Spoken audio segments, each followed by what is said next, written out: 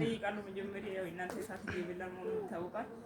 መጀመሪያ እኔ በጣም እንጃ ቃላት የለኝም ስለነሱ ለመግለጽ ማለት ነው። ምክንያቱም አባትና ተርቆ ባለበት ቦታ ላይ እንደ አባት እንደ እናት አቅፎ ይዞ እንኳን አመት በዓል ጊዜ ልጆች እያሉ ወደ ቤት እየወሰዱ ብዙ ነገሮች እያደረጉ የአባትና የእናትነት ፍቅር እያሳዩ ያሉ አባቴና እውነት በጣም ነው ማከብራችሁ። እግዚአብሔር ያክብራችሁ። እናቴን በጣም እወዳታለሁ። ከዚህ ሌላ ደግሞ ዳዊት ብዙ መከራ ውስጥ እያለፈ ያለ ገፉኝ ለመውደቅም ተንገዳገድኩ፣ እግዚአብሔር ግን ደገፈኝ አለ። አሜን። እና ብዙ መከራ ውስጥ እያለፈ መከራዎቹ ከአቅሙ በላይ ሲሆን እንደዛ ብሎ ዳዊት ምዕራፉ ላይ አሳረፈ። እና ይሄ ልጅ እውነት በጣም በብዙ መከራ ውስጥ ነው ተገብቶ እየተገፋ ለክብሩ ነው የበቃው። እና ማለት የፈለኩትን እናንተ በብዙ ፈተና ውስጥ በብዙ መከራ ውስጥ ግፍም እያለ እግዚአብሔርን አምልኩ፣ ለእግዚአብሔር ሰዓት ስጡ። እግዚአብሔር ደግሞ ግፍም ወዴት ነው የሚቀይረው? ወደ ክብር ነው የሚቀይረው። እና 3ኛ ዓመት ላይ እሱን ያው ተናግሯል። እኔ ግን ትንሽ የሚጨምረው ነገር ካለ አንድ ቀን ወደ ቤት እየመጣ ከታክሲ እዛ ጎሮ አልማ ህንፃ ላይ ወረደና ለኔ ደወለ።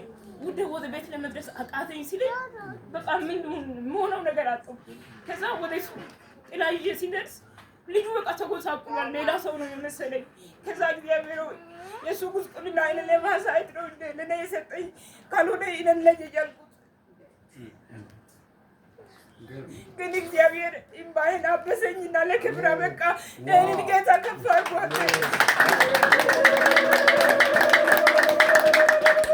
ምክንያቱም እዛ ግቢ ገብቼ ስላየውና ስላለፍኩበት እሳት ነው ግቢ።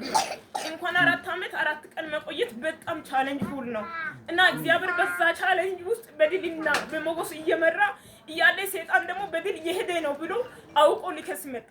ነገር ግን የእግዚአብሔር እጅ አሸነፈ። አሜን። እግዚአብሔር የተደገፈ ሰው መከራ ብዙ ይሁን እንጂ ድሉ የሱ ነው። ስለዚህ እናንተ በእግዚአብሔር ተደግፋችሁ በመከራ ሁሉ በድል እያለፋችሁ ሂዱ። አሜን።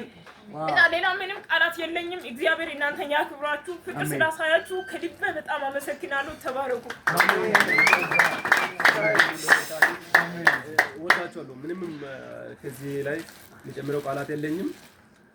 ወዳለኝ በቃ ከዚህ በኋላ በብዙ ነገር እንዳልኩት ተባርኪያለሁ።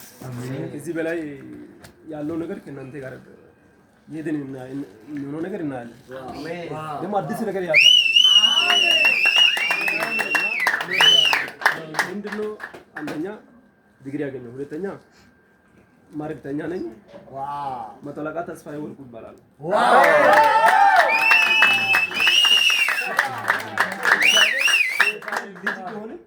መቶ አለቃ ማረግ ነው። ኢየሱስ ልጅ ነኝ። አሁን በዚህ ምረቃ ነው ተሰጠ ማረግ። አሁን በ4 ዓመት ቆይታዬ ትምህርት ላይ በትምህርት መቶ አለቃ ማረግ ነው ያገኘው። በጣም በኔ መስሪያ ቤት ያገለግሉት ሰዎች ውስጥ 3 ዓመት አገልግዬ 4 ዓመት 7 ዓመት ላይ መቶ አለቃ ማለት በእኛ መስሪያ ቤት ቢያንስ 20 ዓመት ሰው የሚያገኘው እግዚአብሔር በ7 ዓመት መቶ አለቃ ማዕረግ ሲሰጠኝ። አሜን። መቶ አለቃ ተስፋዬ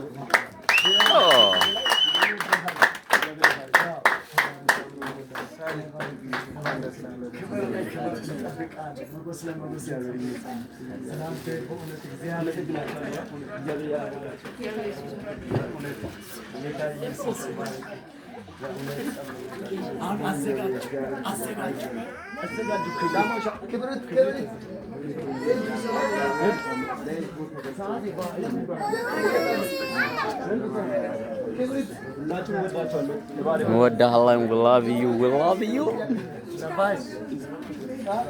Oh, Aziz.